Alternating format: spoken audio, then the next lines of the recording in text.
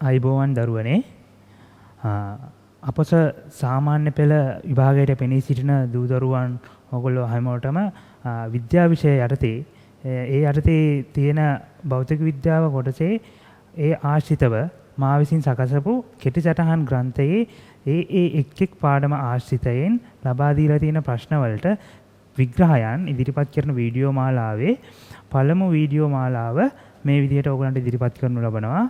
මේ තියෙන මගේ ඔරිජිනල් එක මේක මම මුද්‍රිත ආකාරයෙන් ඔයගලන්ට පොතට ලබා දීලා තියෙනවා. එතකොට මේකේ තියෙනවා මම මේ පළවෙනි සරල රේඛීය චලිතය කෙටි සටහනේ තියෙනවා මේ මුළු පාඩම ආවරණය වෙන විදිහට අදිශ රාශි, දෛශික රාශි, දුර විස්ථාපනය ගැන විග්‍රහ කරලා වේගය, ඊට පස්සේ ප්‍රවේගය, මධ්‍යක ප්‍රවේගය, මධ්‍යක වේගය, ඊට පස්සේ ත්වරණය, ප්‍රවේග කාල ප්‍රස්ථාර, විස්ථාපන කාල ප්‍රස්ථාර, ඒවෙන් අනුක්‍රමණයෙන් කියවෙන දේවල් ඒ සම්බන්ධයෙන් සියලුම විස්තර මේකේ තියෙනවා. එතකොට ඒ ආසිතෙන් ඔයගොල්ලන් පාඩමේ අවසානයේ ලබා දීලා තියෙන ප්‍රශ්න වලට තමයි විග්‍රහයන් තමයි දැන් මේ ඉදිරිපත් කරන්නේ. පළවෙනි ප්‍රශ්නය පහත පිළිතුරු අතරින් දෛශික රාශි පමණක් අඩංගු වර්ණය තෝරන්න. එතකොට වචන වර්ණ අතරින් එක එක රාශීන් දීලා තියෙනවා. එතකොට දෛශික රාශිය විතරක් තියෙන වර්ණය මොකක්ද කියලා අහන්නේ. අපි ඉස්සෙල්ලා බලමු රාශීන් වර්ග. අපි දන්න භෞතික විද්‍යාවේ රාශීන් වර්ග දෙකක් තියෙනවා. එකක් තමයි විශාලත්වය පමණක් සහිත රාශීන්. ඒවට අපි කියනවා අදිශ රාශී කියලා. උදාහරණ විදිහට දුර, වේගය, කාලය, ස්කන්ධය විදිහට. ඊට පස්සේ අනිත් රාශීන් තමයි විශාලත්වයක් මෙන්ම දිශාවත් සහිත රාශීන්. ඒවට අපි දෛශික රාශීන් කියලා හඳුන්වනවා. එතකොට ඒ උදාහරණයක් විදිහට ස්ථාපනයේ, ප්‍රවේගය, ත්වරණය, බර, බලය ආදී වශයෙන්.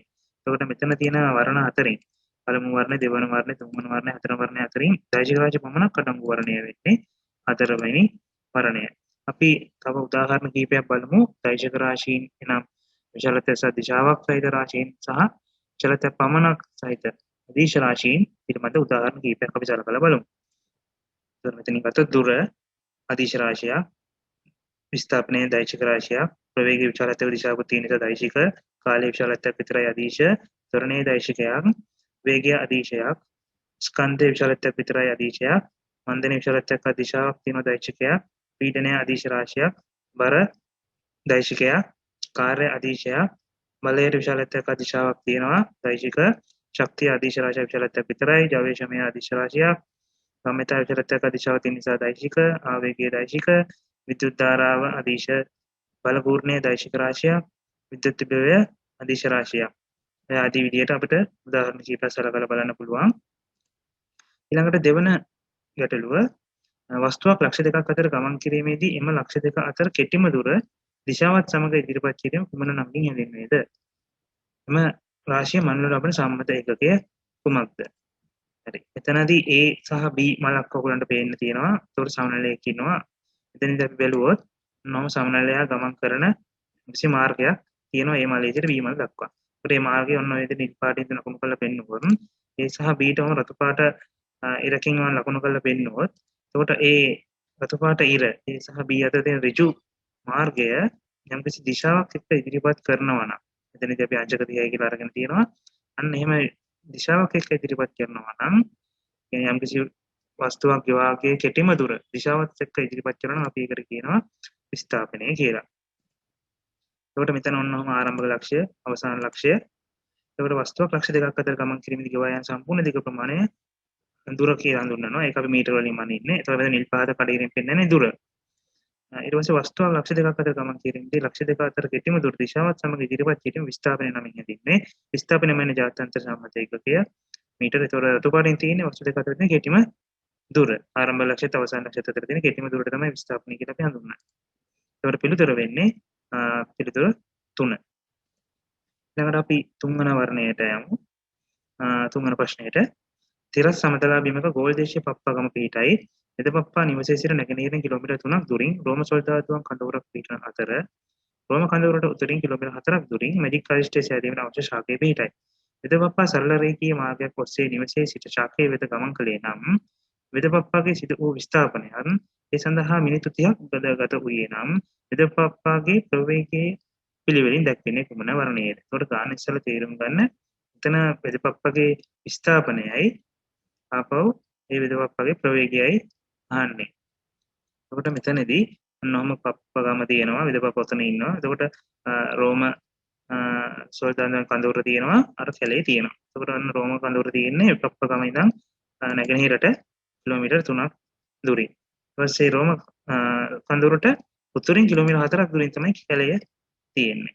එතකොට වෙදපප්පගේ සිට වෙච්ච විස්ථාපනය කොහොමද වෙදපප්ප ඍජු මාර්ගයක ගමන් කරනවා නම් වෙදපප්පගේ විස්ථාපනය අපි D කියලා ගත්තොත් එතකොට වෙදපප්පගේ විස්ථාපනය මෙතනදී අහන්නේ අපි බලුවොත් මේක ඍජුකෝණී ත්‍රිකෝණයක් වගේ.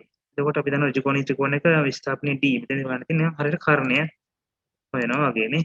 හරි. එතකොට අපි උතනදී ඔන්නම වෙදපප්පා මොම ගමන් කරනවා. එතනදී අපි ආපහු සලකලා බලුවොත් ඔන්න ඔතන D. එතන පයිතගොරස් ප්‍රමේයෙන් අපිට හොයන්න පුළුවන් සම්මුඛ පාදයයි මධ්‍ය පාදයයි වර්ගය ඊට පස්සේ එතනින් අපිට විස්ථාපනය 5 කිලෝමීටර් කියලා හොයාගන්න පුළුවන්. එතකොට මෙතනදී ප්‍රවේගය අහනවා ඊළඟට අපිට ප්‍රවේගය හොයාගන්න විස්ථාපනය දැන් අපි දන්නවා. ඊළඟට කාලය අවශ්‍ය කාලය දීලා තියෙනවා. කාලය දීලා තියෙන්නේ මිනිත්තු වලින්. එතකොට අපි දැන් තප්පරයට මීටර වලින් පිළිතුරු දීලා තියෙන්නේ ප්‍රවේගය සඳහා.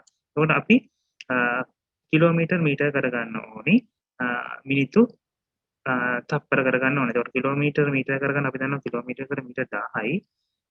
ඊට පස්සේ මිනිත්තු තප්පර කරන්න මිනිත්තුවකට තප්පර 60යි නම් මිනිත්තු 30කට ඒ වගේ 60 ගුණයක්. ඒකට උසුළු කළා ආවම 25 බෙදීම 9ක් කියලා එනවා. ඒ අනුව පිළිතුර වෙන්නේ වර්ණාංක 2. ඊළඟට අපි හතරවෙනි ප්‍රශ්නේ සැලකුවොත් විදපප්පාහට නැවත පෙර මාර්ගයේ ඔස්සේම නිවස කරා පැමිණීමට මිනිත්තු 45ක් ගත වූයේ නම් මුළු චලිතය පුරා විදපප්පාගේ මධ්‍යක වේගය හා මධ්‍යක ප්‍රවේගය පිළිවෙලින් දැක්වෙන්නේ කුමන වර්ණයේද? මෙතනදී අපි සලකන්නේ නැහැ විදපප්පා මේ දැන් විදපප්පා කැලේ ඉඳලා මේ පප්පගමට එන්න ගත කරපු කාලය විතරයි මෙතනදී සලකන්නේ. එතන මිනිත්තු 45ක් ගිහිලා තියෙනවා. ඒකට අපි මෙතනදී බලමු විදපප්පා කොහොම ගියා ඊට පස්සේ ආපහු අනිත් පැත්තට ආවා. එතකොට මෙතන අපි ගත්තොත් මධ්‍යක වේගය අපි දන්නවා මධ්‍යක වේගය කියන්නේ ගමන් කළ මුළු දුර බෙදීම ඒ සඳහා ගත වූ කාලය. එතකොට මෙතනදී ගමන් කරපු මුළු දුර වෙන්නේ වෙදපප්පා යද්දි ගමන් කරපු කිලෝමීටර් 5යි එද්දි ගමන් කරපු ආපහු ඒ මාර්ගෙම ඔස්සේ එන නිසා තව කිලෝමීටර් 5කුයි. ඒතකොට සේරකම එකතුව කිලෝමීටර් 10ක් වෙනවා. ඊට පස්සේ දැන් ගත වෙච්ච කාලය යන්න මිනිත්තු 30යි ආපහු එන්නේ මිනිත්තු 45යි. එතකොට ඒවා මිනිත්තු සහ කිලෝමීටර් වලින් තියෙන අපි ඒවා තප්පර සහ මීටර බවට පත් කරගන්නවා අර මම කලින් කියපු විදිහට. එතකොට මධ්‍යක වේගය එනවා 20 බෙදීම 9ක් තප්පරයට මීටර කියලා. ඊළඟට අහන්න මධ්‍යක ප්‍රවේගය. එතකොට මධ්‍යක ප්‍රවේගය. එතකොට මෙහිදී වෙදපප්පා නැවත ආරම්භක ස්ථානයටම පැමිණි නිසා ඔහු විසින් සිදු කරු මුළු විස්ථාපනය බිඳුවක් වෙනවා. එතකොට මධ්‍යක වේගය කියන්නේ සිදු කරපු මුළු විස්ථාපනය සඳහා ගත වූ කාලය. එහෙනම් මුළු විස්ථාපනයේ බිඳුවයි නම් ගත වූ කාලය එතනදී අපි හොයා ගන්නවා. නමුත් බිඳුව තියෙන නිසා අපිට මේක බෙදන්න අවශ්‍යතාවයක් නැහැ. ඒවා සුළු කරන්න අවශ්‍යතාවයක් නැහැ. මධ්‍යක වේගයේ බිඳුවයි ප්‍රවේගයේ බිඳුවයි කියලා එන්නේ. ඒ අනුව නිවැරදි පිළිතුර වෙන්නේ වර්ණාංක 4. ඊළඟට ප්‍රශ්නාංක 5 සල්ලරේගිය මාර්ගයක ගමන් කර ස්කූබිඩු වෑන් රථයේ චලිතයට අදාළ තොරතුරු පහත වගුවක ආකාරයෙන් දැක්වේ. ඒතකොට මෙතන වගුවක් තියෙනවා. ඒතකොට ස්කූබිඩු රථයේ චලිතය පුරා ඒකාකාර ප්‍රවේගයෙන් ගමන් කරනු ලබන කාල සීමාවත් එම ඒකාකාර ප්‍රවේගයේ අගයත් රථයේ නිශ්චලව පැවති කාල සීමාවත් පිළිවෙලින් දක්වනු ලබන්නේ කුමන වර්ණයෙන්ද කියලා තමයි අහන්නේ. එතකොට අපි පොඩ්ඩක් මෙතනදී විස්තරාත්මකව දැනගමු. ඔය දීලා තියෙන වගුව කොහොමද කියලා. අන්න අතන ඔහම තියෙනවා. මොම ස්කූබිඩු වෑන් රථයේ ගිහිල්ලා ආපහු අනිත් අතට එනවා. හරි. එතකොට අපි මෙතනදී සලකලා බලමු කොහොමද ඒ කාලයට අදාළව සිදු කරපු විස්ථාපනය. එතකොට කාලයේ බිඳුවේදී විස්ථාපනයේ බිඳුවයි, තප්පර එකේදී විස්ථාපනයේ 3යි, තප්පර දෙකේදී විස්ථාපනයේ 6යි, තප්පර 3ේදී විස්ථාපනයේ 9යි, තප්පර 4ේදී විස්ථාපනයේ 18ක් තියෙනවා, තප්පර 5ේදී 36යි, තප්පර 6ේදී 36යිමයි ඉන්නේ, තප්පර 7ේදී 36යි. ඊට පස්සේ 8 වන තප්පරේදී ආපහු 18යි විස්ථාපනය, 9 වන තප්පරේදී 9යි, 10 වන තප්පරේදී 6යි, 11 වන තප්පරේදී 3යි, 12 වන තප්පරේදී ආපහු විස්ථාපනය බිඳුවක් වෙලා තියෙනවා. හරි. අපි මේක එතනදී බලුවොත් දැන් යම් වස්තුවක ප්‍රවේගයේ කාලයත් එක්ක වෙනස් වෙන්නේ නැත්නම් අපි ඒක කියනවා වස්තුව ඒකාකාර ප්‍රවේගයෙන් ගමන් කරනවා කියලා. ඒකට එවැනි වස්තුවක ප්‍රවේගය මෙම දිශාවද නොවෙනස්ව පවතිනවා. එතකොට මෙතන චලිතයේදී අපි බැලුවොත් වස්තුවක ප්‍රවේගය කාලයත් එක්ක නොවෙනස්ව පවතින්නේ මොන වෙලාවෙද කියලා. අපි බැලුවොත් මෙතනදී අපි සැලකුවොත් ඔන්න ඔය කාල සීමාව. අපි සලකලා බැලුවොත් එතකොට පළමු තප්පරය තුල ගත්තොත් පළමු තප්පරය තුල බිඳුවත් එකත් අතර ප්‍රවේගය කියන්නේ අපි දන්න ප්‍රවේගය කියන විස්ථාපනය වෙනස බෙදීම කාල වෙනස. එතකොට මුල් පළමු තප්පරයේදී විස්ථාපනය කිරීම මුල් තප්පරේ විස්ථාපනය. එතකොට 3 වෙන බිඳුව අතර කාල වෙනස තප්පර 1යි. එතකොට තප්පර බිඳුවත් එකත් අතර ප්‍රවේගය තප්පරයට මීටර් 3ක් කියලා අපිට ලැබෙනවා. මොකද තප්පර 1ක් 2ක් අතර. එතකොට එතනත් විස්ථාපන වෙනස බෙදීම කාල වෙනස. එතකොට පසු විස්ථාපනය පෙර විස්ථාපනය අඩු කරලා අයිරින 3යි එතනත් කාලය එන්නේ 2යි. එතකොට එතනත් ප්‍රවේගය තප්පරයට මීටර් 3ක් කියලා එනවා.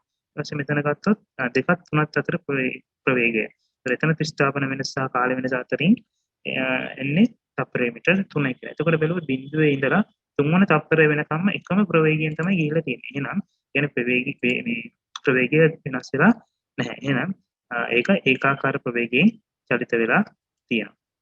ඊළඟට අපි බැලුවොත් 5 6 7 කියන එකේදී කාලය ගමන් කරලා තියෙනවා. නමුත් ස්කුබඩු වෑන් රථය චලිත වෙලා නැහැ. එහෙනම් වෙලා තියෙන එක්ක වාහනේ නිශ්චලතාවයෙන් තමයි තිබිලා තියෙන්නේ. අපි මෙතනදී බලුවොත් චාලයක් සමග යම් වස්තුවක පිටුම වෙනස සිදු නොවන එම වස්තුව නිශ්චලතාවයෙන් පවතී. ඒ අනුව ඊට වගේ 5 6ක් කාලය තුළ ස්කුබඩු වෑන් රථය නිශ්චලතාවයේ පවතී. එහෙනම් පිළිතුර වෙන්නේ මෙතනදී අහන්නේ ඒකාකාර ප්‍රවේගයෙන් යන කාල සීමාවයි ඒ අගයයි නිශ්චලතාවයෙන් තියෙන කාල සීමාව. එහෙනම් වර්ණය 2. ඊළඟට ප්‍රශ්න අංක 6 රථයේ ත්වරණය වන කාල සීමාව හා එහි අගය පිළිවෙලින් දැක්වෙන්නේ. එතකොට එතනදී යම් වස්තුවක ප්‍රවේගය වෙනස් වීමේ ශීඝ්‍රතාවය තමයි ත්වරණය කියලා හඳුන්වන්නේ. ඒතර ගැටලුවේ ත්වරණය වෙන්නේ තප්පර 3ක් 4ක් අතර කාලය තුළදී. අපි ඉගෙන බැලුවොත් නොහොම වගුවේ තියෙන්නේ අපි බැලුවොත් තප්පර 3ේදී ආරම්භක ප්‍රවේගය u කියලා තප්පර 4ේදී අවසාන ප්‍රවේගය v කියලා ගත්තොත් ත්වරණය a කියලා ගත්තොත් තප්පර 3ක් අතර තුළ ගමන් කරපු දුර s කියලා ගත්තොත් අපි දන්නවා ත්වරණය කියන්නේ විස්ථාප ප්‍රවේග වෙනස බෙදීම කාල වෙනස. එතකොට මෙතනදී ඔය විදිහට දත්තරික අපි ලියාගමු. එතකොට තප්පර 3ක් 4ක් අතර ත්වරණය වෙන්නේ තප්පර 3ේදී. තප්පර 3 තුළදී 3ක් 4ක් කාලය තුළදී ප්‍රවේග වෙනස ගත වූ කාලය. එතකොට තප්පර 3 අවසානයේ ප්‍රවේගය තප්පර මීටර් 3යි. එතකොට ඔය විදිහට අපිට ගන්න පුළුවන් ප්‍රවේග වෙනස බෙදීම කාල වෙනස. එතකොට a සමානයි v ඍණ ආරම්භක වේගය අපි දන්නවා 3යි කියලා අපි කලින් හොයාගත්තා. ඊට පස්සේ කාලය 1යි. එතකොට මෙතනදී v සඳහා අපි මෙතනදී අපි ලියනවා v සමානයි a ධන 3යි කියලා. එතකොට තප්පර 3ක් 4ක් අතර සාමාන්‍ය වේගය. එතකොට සාමාන්‍ය වේගය කියලා ඔයගොල්ලෝ දන්නවා මෙතනදී ගමන් ආරම්භක වේගය අවසාන ප්‍රවේගයයි එකතු කරලා දෙකෙන් බෙදෙන එක තමයි සාමාන්‍ය ප්‍රවේගය. එතකොට මෙතනදී එතන අගය එනවා 9 බෙදීම 1යි තුන්වන තප්පරේදී ඊට පස්සේ ඒක a ධන 3 බෙදීම ධන 3 බෙදීම 3. එතකොට මෙතනදී එනවා ත්වරණය තප්පරයට මීටර් 12යි කියලා. එහෙනම් පිළිතුර වෙන්නේ 3ක් 4ක් අතර කාල සීමාව තුළ එතනදී ත්වරණය තප්පරයට මීටර් 12යි කියන එක.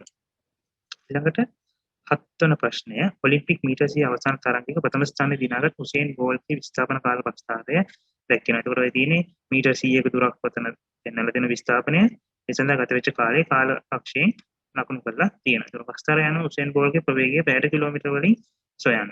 ඒකට අපි ප්‍රවේගය හොයන්න අපි ඕනේ අපිට දැනගන්න ඕනේ මොකද්ද?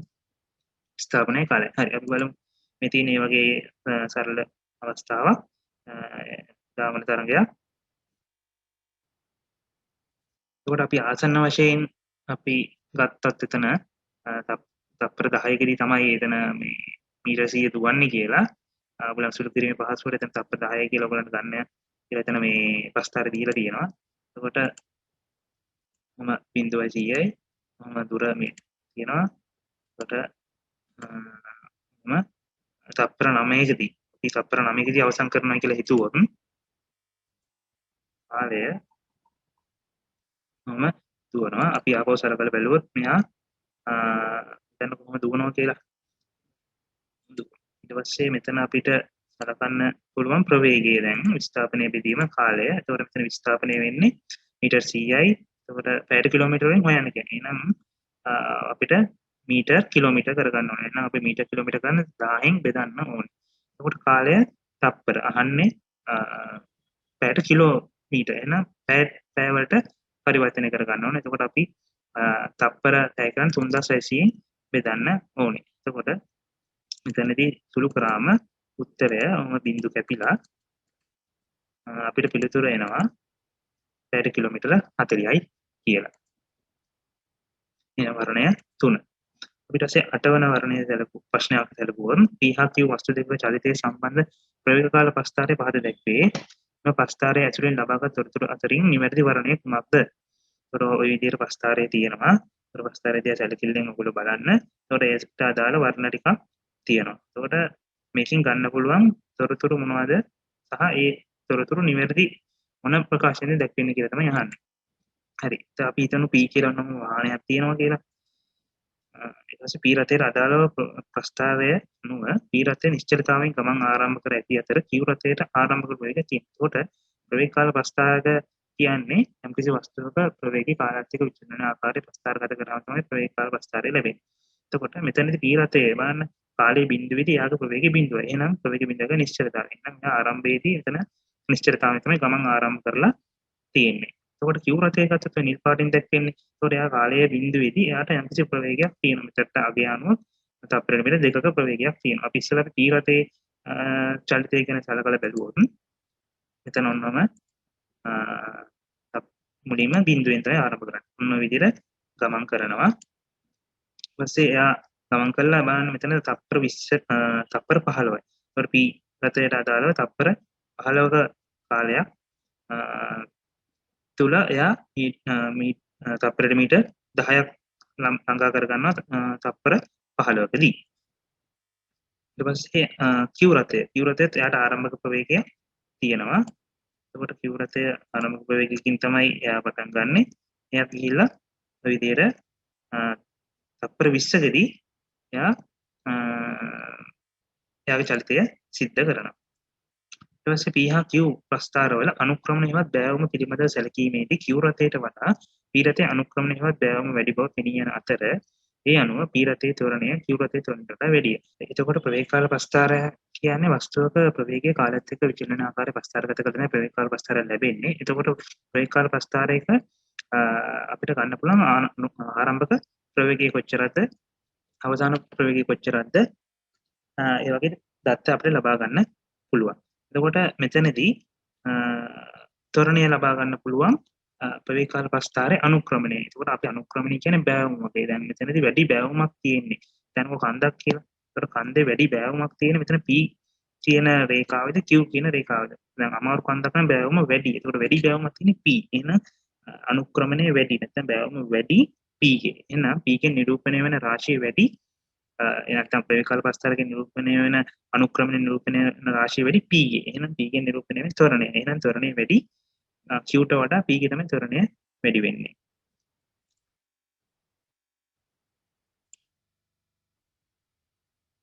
න එසෙන්නයි කාර්යය. ඔබ තමයි මේ අදාළව අපි එතකොට ගත්ත P රථයේ ත්වරණය මෙන්න මේ කොළ පාට වක්‍රය සරල රේඛාවෙන් බෑවුම නිරූපණය කරොත් අපි එතකොට මෙතනදී අවසාන ප්‍රවේගය ආරම්භක ප්‍රවේගය ත්වරණය ගන්න ප්‍රවේග වෙනස පිටින් කාල වෙනසෙන් එතකොට මෙතනදී එනවා මගය 0.67යි තප්පරයට මීටර කියලා. ඊට පස්සේ Q රථය ගත්තොත් Q රථයට එතන බෑවුම එතකොට එතන අනුක්‍රමණය ගන්න x කණ්ඩාංක වෙනසින් එතන y කණ්ඩාංක වෙනස. එතකොට එතනදී ප්‍රවේග වෙනස තමයි ලැබෙන්නේ 10/2 ඒ සඳහා ගත වෙච්ච කාලය. එතකොට එතනදී Q රථයේ ත්වරණය 0.4යි වෙන්නේ. එතකොට අගයක් එක්ක සලකලා බලුවත් අපිට එතනදී එනවා P රථයට වැඩි ත්වරණයක් තිබ්බයි කියලා. ඊළඟට ප්‍රවේග කාල ප්‍රස්ථාරයෙන් ආවරණය වෙන වර්ගඵලයෙන් චලිතයේ මුළු විස්ථාපනය ලැබෙනවා. මතක තියාගන්න මේ ප්‍රවේග කාල ප්‍රස්ථාරයෙන් ආවරණ වර්ගඵලයෙන් මුළු විස්ථාපනය ලැබුණට අපිට ප්‍රවේග කාල ප්‍රස්ථාරයකින් යම් වස්තුවක ආරම්භක විස්ථාපනය ගැන හරියටම අදහසක් ගන්න බෑ. සිදු කරපු මුළු විස්ථාපනය පිළිබඳව නම් අදහසක් ගන්න පුළුවන් ඒක ආවරණය වෙන වර්ගඵලයෙන්. හරි අපි එතන බලුවොත් P රථය කොච්චරක් විස්ථාපනයක් කියන්නේ ඒ තප්පර 15ක තුල සිද්ධ කරලාද කියලා. ඒකට එතනදී එහෙනම් මෙතන ත්‍රිකෝණාකාර වර්ගඵලයක් තමයි තියෙන්නේ. ඒකට අපිට එතනදී භාග්‍යවරක් ආධාරක වැඩි කියන ලම්බ උස කියන සූත්‍රයෙන් අපිට එතනදී P කියන රථය මීටර් 75ක් දුර විස්ථාපනය වෙලා තියෙනවා කියලා කියන්න පුළුවන්. Q රථය. ඒතකොට Q රථය කියන්නේ ඔන්න එතන ත්‍රපීසියම ආකාරයේ හැඩයක්. එතකොට එතනත් අපි දන්නවා එතන වර්ගඵලය හොයන්නේ භාගය වැඩි කිරීම ආධාරක සමාන්තර පාද දෙක එකතුව බෙදීම භාගය වැඩි කිරීම 20. එතකොට අතන තියෙන්නේ 120යි. එතකොට මෙතනදී Q රථය වැඩි විස්ථාපනයක් සිද්ධ කරලා තියෙනවා. එයාගේ මොකද තප්පර 20ක කාලයක්නේ. එතකොට මෙතන ඊළඟට අපි බැලුවොත් මෙතන ප්‍රස්ථාරයේ තියෙනවා x කියලා එකක්. ඔයගොල්ලෝ නිරීක්ෂණය කරොත් 5. ඊට පස්සේ 5 10 අතර x කියලා තප්පරක් ලකුණු කරලා තියෙනවා. එතකොට ප්‍රස්ථාරයේ x වෙන තප්පරේ p හා q රටවල් බැලුවොත් බලන්න මේ දෙක ඒකට ඉහළින් ගත්තොත් එහෙම දෙකේම p හා q කියන දෙකම එකම ප්‍රවේගය තමයි තියෙන්නේ. නේ? එතකොට p ගත්තොත් දැන් p රටයේ කොහොම අදාළ කාල සීමාව තුළ p රටයේ ගෙවාගේ දුරත් එක්ක අපි වම සලකලා බැලුවොත් දැන් t බිඳුවේදී ගත්තොත් t බිඳුව ඔන්න ඕක තමයි p රටය. එතකොට ඒකෙදි ත්වරණය සමානයි ප්‍රවේග වෙනස පිරීම කාල වෙනස. දැන් අපි ත්වරණය හොයාගත්තා. එහෙනම් ප්‍රවේග වෙනස කියන්නේ සමානයි ත්වරණය වරක් කාල වෙනස. ඒතකොට එතනදී අපිට ඒ ඇසුරෙන් අපිට හොයාගන්න පුළුවන් v සමානයි කොච්චරද කියලා තප්පර 5ක් 5යි ඔය සමීකරණේ. මොකද අපි ත්වරණය දන්නවා දැන් කාල වෙනස දන්නවා. ඒකෙන් අපිට ප්‍රවේගය කොච්චරද කියලා හොයන්න පුළුවන්. අපි ගත්තොත් මෙතනදී අපි හරියටම දැන් x වලදී කාලයක් දන්නේ නැති නිසා අපිට එතනදී ප්‍රවේගයක් අපිට හරියටම ගන්න බෑ. අපි ඒක තියලා යමු. ඊළඟට තප්පර 10කදී අර සමීකරණයෙන්ම අපිට ගන්න පුළුවන්. ඊට පස්සේ එතන 6.7ක් කියලා එනවා. ඊට තප්පර 15ක් තුලදී උරු කරාම එතනදී එනවා තප්පර 15කදී එයාගේ අගය තප්පරයට මීටර 20යි කියලා. ප්‍රස්ථාර තියෙනෙත් එහෙමනේ. ඊළඟට අපි Q රථය ගත්තොත් Q රථයේ t සමානයි බිඳුවේදී එයාට ප්‍රවේගයක් තියෙනවා. ඊළඟට ගත්තොත් t සමානයි 5ේදී එයාගේ ඔය විදිහට මේ ඔය ඊතලෙන් පෙන්වන්නේ එයාට තියෙන්නේ 4යි කියලා. ඊට පස්සේ tx වලදී එයාකට තියෙන්නේ අර කලින් වගේමයි v ගේ අගේම තමයි. t ගේ අගේම තමයි q ටත් තියෙන්නේ t සමාන x වලදී. ඊට පස්සේ තප්පර 10කදී බලන්න තප්පර 10කදී එයාට තියෙන්නේ තප්පරයකට 6ක වේගයක්. ඊට පස්සේ 15 වෙනි තප්පරේදී එයාට තියෙන්නේ තප්පරයකට 8ක වේගයක්. 20 වෙනි තප්පරේදී එයාට තියෙනවා තප්පරයට මීටර් 10ක වේගයක්. ඔය විදිහට ඊපස්සේ අපි ගත්තොත් ඒ අනුව t සමාන x වලදී දෙන්නගේම ප්‍රවේග දෙක සමාන වුණානේ. එහෙනම් vp වලදී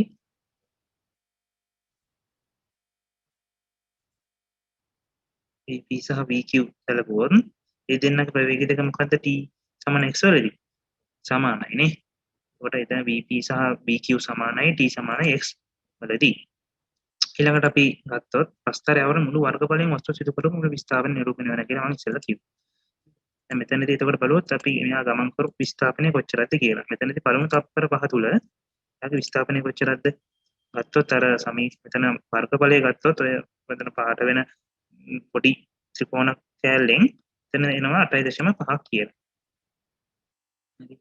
ඊට පස්සේ t සමාන x වලදී අපිට අගයක් තාම හරියට දන්නේ නැති නිසා අපිට ඒක හරියටම කියන්න බැහැ විස්ථාපනය කොච්චරද කියලා. හරි.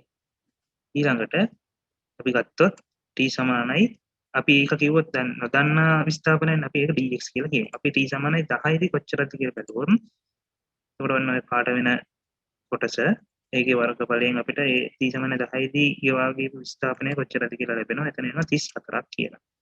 ඊට පස්සේ අපි ගත්තොත් t සමානයි 15 දී කොච්චරද කියලා. ඒ කියන්නේ t සමානයි 15 කියන්නේ මුළු ත්‍රිකෝණයේම වර්ගඵලය. ඒකට එතනදී අපි වර්ගඵලය එතනදී එන්නේ 75ක් කියලා. එතකොට අපි කලින් කියුවා නෝන යා මීටර් 75ක විස්ථාපනයක් සිද්ධ කරනවා. ඊට අපි Q රථයේත් ওই විදිහටම සලකලා බැලුවොත් ඒකට යාගේ පළමුණු තප්පර 5 තුල එයාගේ ඔන්නෝම පාට වෙන වර්ගඵලයෙන් තමයි ගෙවාගේ විස්ථාපනය ලැබෙන්නේ. එතනදී මීටර් 15ක විස්ථාපනයක් ලැබෙනවා පළවෙනි මීටර් තප්පර 5 තුල. එතකොට x කියන තප්පරේදී එයාගේ හරියට මගයක් ගන්න බෑ. එතන අපි අගයක් ගන්නෙ නැති නිසා අපි ඒක dx කියලා යනවා. ඒකට ඊළඟට මෙතන තප්පර 10 තුල එතන තප්පර 10 දී එයාගේ විස්ථාපනය 40. ඒ වර්ගඵලය. එතන තත්පර 6ේදී. ඊළඟට 15 වෙනි තත්පරයේදී 15 වෙනි තත්පරයේදී ගැලුවොත් එයාගේ විස්ථාපනය කොච්චරද කියලා අර විදිහටම ඒ දාල ආවරණය වෙන වර්ගඵලයෙන් අපිට ගන්න පුළුවන්. එතන තියෙන 75ක් කියලා. ඊළඟට 20 වෙනි තත්පරයේ අවසානයේදී එයාගේ විස්ථාපනය කොච්චරද කියලා අපිට බලා ගන්න පුළුවන්. ඒ අතර වර්ග ඵලයෙන් 120යි අපි කලින් ඒක හැදුවා. හරි. ඒකට යනුව ඔතන පී රටේ ඔන්න ඔය කාල සීමාව තුළ අපි ගත්තොත් සිදු කළපු විස්ථාපනය tx කාල සීමාව තුළ පී රටේ සිදු කළ විස්ථාපනය ඒ කාලය තුළ q රටේ සිදු කරපු විස්ථාපනය එකිනෙකට සමාන වෙන්නේ නැහැ කියලා තමයි දැන් ඔය මම පෙන්නුවේ. බලන්න එතනදී අගයන් දෙකක් අරයා tx වෙද්දී අගය වෙන අගයක් p රටය q රටය වෙන අගයක්. එතකොට එතන එකිනෙකට අසමානයි. එහෙනම් පිළිතුර දෙක වෙන්නේ p රටේ තොරණේ q රටේ තොරණයට වඩා වැඩි කියන එක විතරයි. හරි. ඊළඟට අපි 9 වෙනි ප්‍රශ්නේ සැලකුවොත් අපිට දක්වන විස්ථාපන කාල ප්‍රස්ථාර කිහිපයකි. ඒතකොට ඔය විදිහට විස්ථාපන කාල ප්‍රස්ථාර ටිකක් දීලා තියෙනවා. මේවෙන් නිරූපණය වෙන්නේ කුමන අවස්ථාවද කියලා අහන්නේ. හරි. අපිට කලින් අපි විස්ථාපන කාල ප්‍රස්ථාර සම්බන්ධයෙන් පොඩ්ඩක් පැහැදිලි කිරීමක් කරගෙන ඉමු. අපි දන්නවා යම්කිසි වස්තුවක කාලයත් එක්ක විස්ථාපන වෙනස් වීම ප්‍රස්ථාරගත කරාම විස්ථාපන කාල ප්‍රස්ථාරය ලැබෙන්නේ. එතකොට අපි විස්ථාපන කාල ප්‍රස්ථාරයක ආරම්භක විස්ථාපනය ලබා ගන්න පුළුවන් t සමාන බිඳුවේදී එතන y ගේ අගේ කියන්නේ නැත්නම් x සමාන බිඳුවේදී y ගේ අගේන් ආරම්භක විස්ථාපනය කොච්චරද කියලා ලබා ගන්න පුළුවන් අනුක්‍රමණය අපි කිව්වා කලින් කතා කර බෑවුමක් ගැන. එතකොට අනුක්‍රමණය ලැබෙන්නේ ඕනම ප්‍රස්ථාරයක x y අක්ෂයේ කණ්ඩායම් අතර වෙනස බෙදෙනවා x අක්ෂයේ කණ්ඩායම් අතර වෙනසින්. එතකොට අදාළ අනුක්‍රමණය ලැබෙනවා. එතකොට මෙතන ගත්තොත් එහෙනම් මොකද ලැබෙන්නේ? ඒක y අක්ෂයේ කණ්ඩායම් අතර වෙනසින් ලැබෙන විස්ථාපන වෙනස. x කණ්ඩායම් අතරින් ලැබෙන්නේ කාලය. එන විස්ථාපන වෙනස බෙදීම කාල වෙනසකින් ලැබෙන මොකද රාශිය? ප්‍රවේගය. එහෙනම් විස්ථාපන කාල ප්‍රස්ථාරයක අනුක්‍රමණය නිරූපණ රාශිය වෙන්නේ ප්‍රවේගය. එතකොට ප්‍රස්ථාරයේ අන්තක්ඛණ්ඩය. දැන් අංකු අන්තක්ඛණ්ඩය කියන්නේ y බිඳුවේදී x වල අගය. එහෙනම් මෙතන y වල නිරූපණ කාලය. එහෙනම් කාලේ බිඳුවවලදී y වල අගේ විස්ථාපනය අගය. එහෙනම් කාලයේ බිඳුවේදී විස්ථාපනය කොච්චරද? නැත්නම් ආරම්භක විස්ථාපනය කොච්චරද කියලා තමයි එතනදී අන්තක්ඛණ්ඩයෙන් නිරූපණය වෙන්නේ. ඊළඟට අනුක්‍රමණය බෑම වෙනසක් වෙන්නේ නැත්නම් බෑවම ඒකාකාරව තියෙනවා නම් ඒතකොට බෑම නිරූපණය වෙන්නේ ප්‍රවේගය. එහෙනම් අනුක්‍රමණයේ ඒකාකාර ප්‍රවේගය තමයි නිරූපණය වෙන්නේ. හරි. අපි ගත්තොත් මෙතන මෙන්න මේ ප්‍රස්ථාරය සරල රේඛ සරල බෑවුමක් වගේ තියෙන්නේ. සරල රේඛී බෑවුමක්. අපි එතන ගත්තොත් විස්ථාපන කාල ප්‍රස්ථාරය අනුක්‍රමණය අපි දන්නවා ප්‍රවේගය නිරූපණය වෙන්නේ. ඒතකොට මේ ප්‍රස්ථාරයෙන් අනුක්‍රමණය හා බෑවුම ඒකාකාරව පවතින බැවින් අනුක්‍රමණය නිරූපණය වන රාශියද ඒකාකාරව පවතී. එහෙනම් මෙම ප්‍රස්ථාරයෙන් ඒකාකාර ප්‍රවේගය නිරූපණය වෙනවා. එතකොට අපි කිව්වොත් එහෙනම් යම්කිසි විස්ථාපන කාල ප්‍රස්ථාරයෙන් ඒකාකාර ප්‍රවේගයක් නිරූපණය කරන විදිහට ප්‍රස්ථාරය අඳින්න කියලා ඔන්න ඔය විදිහේ සරල රේඛාවක් තමයි මූල ලක්ෂ හරහා යන්න අපි අඳින්න ඕනේ.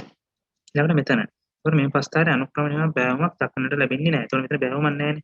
ඒතකොට y x අක්ෂයට සමාන්තර සරල රේඛාවක් තියෙන. එහෙනම් බෑවුමක් නැහැ. ඒතකොට බෑවුමක් නැහැ කියන්නේ බෑවුම බිඳුව. එහෙනම් බෑවුම නිරූපණය වෙන රාශියක් බිඳුව. එහෙනම් බෑවුම නිරූපණය වෙන්නේ මොකද්ද? ප්‍රවේගය. එතකොට ප්‍රවේගයේ බිඳුවක් වෙනවා. එහෙනම් ප්‍රවේගයේ බිඳුවක් වෙනවා කියන්නේ මොකද්ද? ඒ වස්තුව නිශ්චලතාවයේ තියෙන. එහෙනම් මේකෙන් නිරූපණය වෙන්නේ නිශ්චලතාවය. ඊළඟට මෙතන. එතකොට මෙතන මේ ප්‍රස්ථාරයේ අනුක්‍රමය අපිට වෙන කාලයත් එක්ක ක්‍රමයෙන් වැඩිවීමක් වෙනවා. දැන් අර බෑවුම් ගතිය වැඩි වෙනවා. දැන් කන්දක් වගේ ගත්තොත් ඔහොම කන්දක් අපිට නගින්න අමාරුයිනේ. එතකොට එන්න ඒකේ ප්‍රවේගය වැඩි වෙනවා. ඒක ප්‍රවේගයේ කාලයත් එක්ක වැඩි වෙනවා කියන්නේ එතන අනුක්‍රමණයේ නිරූපණය වෙන රාශියත් ක්‍රමයෙන් වැඩි වෙනවා. එහෙනම් ප්‍රවේගයේ ක්‍රමයෙන් වැඩි වෙනවා. ප්‍රවේගයේ ක්‍රමයෙන් වැඩි වෙනවා කියන්නේ ත්වරණය වීමක් තමයි නිරූපණය වෙන්නේ. ඊළඟට විස්ථාපනය. එතකොට මෙතනදී විස්ථාපන කාල ප්‍රස්ථාරයේ අනුක්‍රමණය කාලයත් එක්ක අඩු වෙන එකක් තමයි මෙතන තියෙන්නේ. නම් අනුක්‍රමණය නිරූපණය වෙන රාශිය කාලයත් එක්ක අඩු වෙනවා. එහෙනම් ඒ අනුව ප්‍රස්ථාරය කාලයත් එක්ක අඩු වීමක් තමයි සිද්ධ වෙන්නේ. එහෙනම් මේක අපි හඳුන්වන මන්දනයක් කියලා. ඒතකොට මේ ප්‍රස්ථාරයේ අපිට මන්දනයක් නිරූපණය කරන්න ඕන. ඔය ආකාරයේ වක්‍ර ප්‍රස්ථාරයක් තමයි අපිට ඉඳලා නිරූපණය කරන්න පුළුවන් වෙන්නේ. ඒතකොට ඒ අනුව පිළිතුර වෙන්නේ පිළිතුරු අංක 4. ඊළඟට 10 වන ප්‍රශ්නය ගැලීලියෝ ගැලීලි විසින් පීසාහි ඇලවුණු කුළුණ උද්‍යනයේ සිට නිශ්චිතතාවයෙන් පන්දුවක් මුදාහරින ලදී. පන්දුව පොළවේ පතිත වීමට තප්පර 4ක් ගත වූ අතර පන්දුව පොළවේ ගැටෙන ප්‍රවේගයෙන් අඩක විශාලත්වයෙන් යුතුව නැවත ඉහළට පොළා පනියි. එම අවස්ථාවේදී වස්තුව ඉහළ නගින උපරිම උසත් මුළු චරිතයට අදාළ ප්‍රවේගකාර වස්තාව නිවැරදිව දැක්වෙන්නේ කියලා අහනවා. හරි අපි මෙතනදී ගත්තොත් මේ තියෙන්නේ ගුරුත්වය ත්වරණයේ යටතේ සිරස්ස පහළට සිදු කරන චලිතයක්. එතකොට වස්තුව ගුරුත්වය යටතේ සිරස්ස පහළට වැටෙද්දී ඒ සඳහා ගුරුත්ව ත්වරණය බලපාන තියෙනවා. අපි දන්න ඕනම වස්තුවක් ගුරුත්ව ත්වරණයට පහළට එල්ලලා තියෙන මේ යටත් වෙලා තියෙන අපි වස්තුවක් අතර දෙක පල්ලෙහාට වැටෙන්නේ ගුරුත්ව ත්වරණය යටතේ. ඒක ගුරුත්ව ත්වරණය සඳහා ගා වස්තුවේ අරයයි ස්කන්ධයයි බලපාන. එතකොට පෘථිවියේ ගුරුත්ව ත්වරණය නියතාංකයක්. ඒතකොට 9.8යි තප්පරයට මීටර. එතකොට ඔය ත්වරණය කියන එකේ අගය තප්පරයට මීටර කියන ඒකේ අර්ථය වෙන්නේ සෑම තප්පරයකදීම ප්‍රවේගය 9.8කින් වෙනස් වෙනවා. දැන් මෙතට අදාළව 9.8යිනේ. එතකොට සෑම තප්පරයක පළවෙනි තප්පරය වගේ දෙවෙනි තප්පරයේදී ආපහු තප්පරයට මීටර 9.8කින් ප්‍රවේගය වෙනස් වෙනවා කියන එක තමයි වෙන පෘථිවියේ ත්වරණය 9.8යි තප්පරයට මීටර කියන එකේ අර්ථය වෙන්නේ. හරි. අපි ගත්ත මෙතනදී වස්තුව ඉලිනම් නිශ්චලතාවයේ මුදහලයේ සිතමු. දැන් මෙතන මේ අවස්ථා තුනක් මම මේ කඩේර වලින් ලකුණු කරලා තියෙන්නේ. ඒතර වස්තුව පහළට වැටෙන්නේ ගුරුත්වද ත්වරණය. ඒතර චලිතයේ පුරාම වස්තුව මත ගුරුත්ව ත්වරණය පහළට ක්‍රියා කරනවා. මම පල්ලෙහාට වැටෙනවා කියලා හිතන්නකෝ. අපි ගත්තොත් අනිශ්චිතතාවයෙන් වැටෙන්නේ එතකොට ආරම්භයේදී ප්‍රවේගය බිඳුවයි. එතකොට මෙතනදී ස්ථාපනයක් මම ඉහළම ලක්ෂ්‍ය බිඳුවයි කියලා සලකන්නම්. එතකොට පළමු තප්පරය තුල බලවත් පළමු තප්පරය තුල යා නම පල්ලෙහාට වැටෙනවා. අපි බලුවොත් පළමු තප්පරය තුල අපි දන්න ත්වරණය යටතේ වැටෙන්නේ. අපි දන්න ත්වරණය කියන්නේ ප්‍රවේග වෙනස් වීම කාල වෙනස්. අපි ආරම්භක ප්‍රවේගය දන්නවනේ බිඳුවයි කියලා. එතකොට තප්පරයක් අවසානයේදී ප්‍රවේගය කොච්චරද කියලා අපිට මෙන්න මේ පසු ප්‍රවේගය අඩු කිරීම ආරම්භක ප්‍රවේගය බෙදීම කාලය. එතකොට මේ කාලය වෙනස වෙන්නේ තප්පරයෙන්. දැන් මෙතනදී එනවා 9.8ක ප්‍රවේගය. එහෙනම් පළමු තප්පරයේදී අගය 9.8යි. ඒතර අපිට විස්ථාපනය ගන්න පුළුවන් මධ්‍යක ප්‍රවේගය වැඩි කිරීම කාලයෙන් විස්ථාපනය ලැබෙනවා. ඒතකොට එතන අදාළ අගයන් ආදේශ කරාම ඔතන එන පළමු තප්පරය තුලදී 9.4.9ක විස්ථාපනයක් සිද්ධ කරලා තියෙනවා. ඊට පස්සේ දෙවන තප්පරය තුල ඊළඟ තප්පරය තුල බැලුවොත් නම පල්ලයට වැටෙනවා.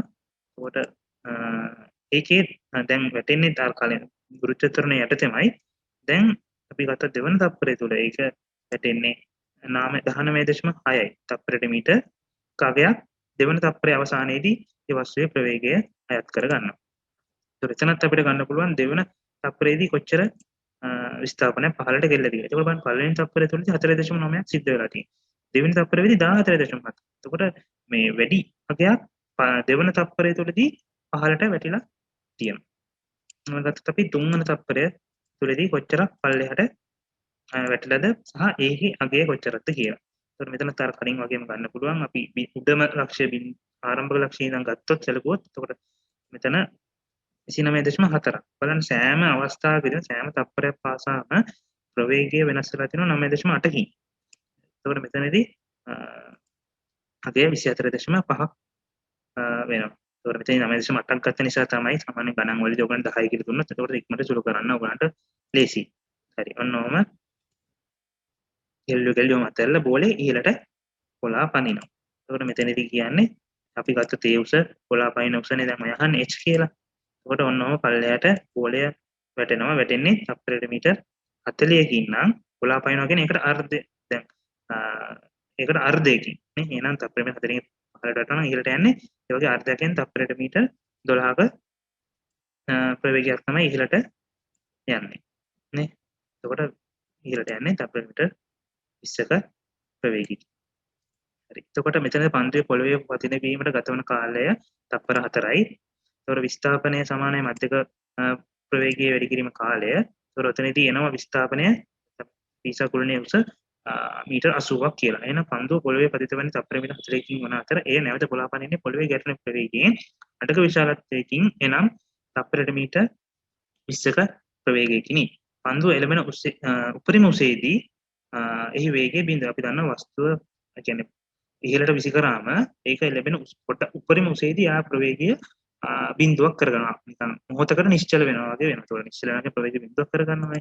ඒකට මෙතනදී ත්වරණය අපි ගත්තොත් ප්‍රවේග වෙනස විදින කාල වෙනස. ඒතකොට ත්වරණය මෙතනදී අපි 10යි කියලා සැලකුවොත් මෙතන ප්‍රවේග වෙනස අපිට ගන්න පුළුවන්. දැන් මෙතනදී අවසාන ප්‍රවේගය නැත්නම් ඉහළම ලක්ෂයේදී ප්‍රවේගය 0යි කියලා සැලකන්නේ. ආරම්භක ප්‍රවේගය 20යි කියලා සැලකන්නේ. මේ ඉහළට යන අවස්ථාව. එහෙනම් එතනදී ගත වන කාලය පන්දුව උපරිම උස එළඹීමට ඒ කියන්නේ පල්ලෙහාට වැදිලා කොළා පැනලා ඉහළට යන්න ගත වන කාලය තප්පර 2යි. එතකොට පළමු පන්දුව එළඹෙන උපරිම උස සමානයි මධ්‍යක ප්‍රවේගය වැඩි කිරීම කාලය. එතකොට මෙතනදී 20ක් කියලා එනවා. අපි ගත්තොත් ප්‍රවේග කාල ප්‍රස්ථාර ටිකක් ඊළඟට ඒක චලිතය නිරූපණය කරන්න දීලා තියෙන්නේ. අපි ගත්ත ප්‍රවේග කාල ප්‍රස්ථාර පිළිබඳව අපි යම් දැනුමක් ලබා ගමු මූලිකව. ඊට පස්සේ අපි දන්නවා යම් කිසි වස්තුවක කාලයත් එක්ක ප්‍රවේගය වෙනස් වෙන ආකාරය ප්‍රස්ථාර ගත කරාම තමයි ප්‍රවේග කාල ප්‍රස්ථාරයක් අපිට ලැබෙන්නේ. එතකොට මෙතනදී ගත්තොත් ප්‍රවේග කාල ප්‍රස්ථාරක අනුක්‍රමණය කියන්නේ y අක්ෂය කණ්ඩායම් අතර වෙනස දෙදීම x අක්ෂයේ කණ්ඩායම් අතර වෙනස. එතකොට මෙතන අනුක්‍රමණය ලැබෙන ප්‍රවේග වෙනස බෙදීම කාල වෙනස කියන එක. ඒ අනුව ප්‍රවේග කාල ප්‍රස්ථාරක අනුක්‍රමණයෙන් ත්වරණය තමයි නිරූපණය වෙන්නේ. මොකද ප්‍රවේග වෙනස බෙදීම කාල වෙනස නැත්නම් ප්‍රවේග වෙනස් වීමේ ශීඝ්‍රතාවය කියන්නේ ත්වරණයනේ. හරි. එතකොට ප්‍රස්ථාරක අන්තක්ඛණ්ඩය කියලා කියන්නේ දැන් අර මම විස්ථාපන කාල ප්‍රස්ථාරයේදී කිව්වා. මෙතනදී අන්තක්ඛණ්ඩය කියලා කියන්නේ x බිඳුවේදී y වල අගය. නැත්නම් x නිරූපණය කරන කාලය. කාලය බිඳුවේදී ප්‍රවේගයේ අගය කොච්චරද? එතකොට p එකට කියන්නේ ආරම්භක ප්‍රවේගය කියලා. එතකොට යම් කිසි වස්තුවකට ආරම්භක ප්‍රවේගය බිඳුවක් වෙන්න පුළුවන්. සමහර අවස්ථාවකට ආරම්භක ප්‍රවේගයක් තියෙන්න පුළුවන්. එතකොට ආරම්භක බිඳුවක් වුණොත් ඒක පටන් ගන්න බිඳුව ලක්ෂය. මූල ලක්ෂය. එමෙන්න අනුක්‍රමණය හැවත් බෑවම වෙනසක් නොවි ඒකාකාරව පවතිනවා නම් අනුක්‍රමණයෙන් නිරූපණය වන රාශියට ඒකාකාරව පවතී. එහෙනම් දැන් මේ ඒකාකාර බෑවුමක් තියෙන සරල රේඛාවක් තියෙන ඒකාකාරව බෑවුමක් විදියට. එතකොට ඒක ඒකාකාරව තියෙන ඒක නියත ත්වරණ. ඒ කියන්නේ ඒක ත්වරණයකින් තමයි කියන එක තමයි එතනදී නිරූපණය වෙන්නේ. ප්‍රවේග කාල ප්‍රස්ථාර ආවරණය වර්ගඵලයෙන් මේ චලිතයේ මුළු විස්ථාපනය නිරූපණය වෙනවා. මතක තියාගන්න මුළු විස්ථාපනය නිරූපණය වුණාට ආරම්භක විස්ථාපනයක් අපිට නිශ්චිතව හොයාගන්න බෑ ප්‍රවේග කාල ප්‍රස්ථාරය මම කලින් කිව්වා.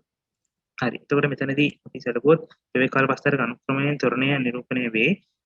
මෙම ප්‍රස්ථාරයේ අනුක්‍රමණය හේවත් බැවම ඒකාකාරව පවතින බැවින් අනුක්‍රමණය නිරූපණ වන රාශියද ඒකාකාරව පවතී. එනම් මෙම ප්‍රස්ථාරයෙන් ඒකාකාර ත්වරණය නිරූපණය වෙනවා.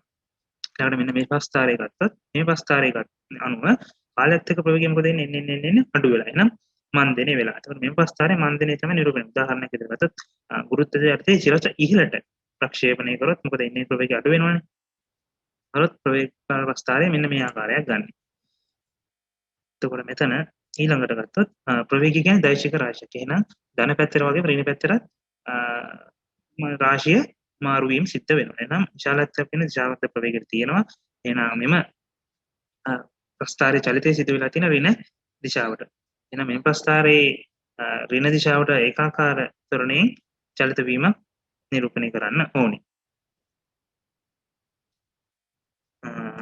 ඊළඟට මේ ප්‍රස්ථාරය. ඒතර මෙතනදී තියෙන්නේ මේ ප්‍රස්ථාරයේ චලිතය ඍණ දිශාවට සිද්ධ කරනවා. ඍණ දිශාවේ සිට ආරම්භ ප්‍රවේගයකින් ගමන් ආරම්භන වස්තුවක් ක්‍රමයෙන් ප්‍රවේගය අඩු වෙමින් මන්දනය වෙන එක තමයි මෙතනදී නිරූපණය වෙන්නේ. ඒකට ඒ අනුව මේ ප්‍රස්ථාරය ඍණ දිශාවට සිදුවන මන්දනය නිරූපණය වෙනවා. එතකොට සම්බන්ධයෙන් ඔයගොල්ලෝ වැඩිදුර විස්තර මේ උසස් පෙළදී දැනගන්නවා. මේ සාමාන්‍ය පෙළදී ඔය තියෙන දැනුම ඔයගොල්ලන්ට ප්‍රමාණවත් වෙනවා. ඒ අනුව පිළිතුර මෙතනදී පිළිතුර වර්ණාංක 1. හරි. එතකොට මේ ඔයගොල්ලන්ගේ මේ පළමු පාඩමට අදාළව විස්තර කිරීම විවරණයන් ඔච්චරයි. එතකොට ඔයගොල්ලෝ channel එක subscribe කරලා තියාගන්න. ඊළඟ දෙවන තුන්වන පාඩම් ඉදිරි දිනවලදී ඔයගොල්ලන්ට YouTube එකට මගේ Edu Master channel එකට subscribe කරලා තියාගත්තම ඒකට අප්ලෝඩ් කරාම ඔයගොල්ලන්ට notifications එයි. bell icon එක click කරලා තියාගත්තම එහෙනම් ඔයගොල්ලෝ දිගින් දිගටම වැඩ කටයුතු හොඳින් සාර්ථකව කරගෙන යන්න ඔයගොල්ලන්ට සුබ අනාගතයක් ප්‍රාර්ථනා කරනවා. ස්තුතියි.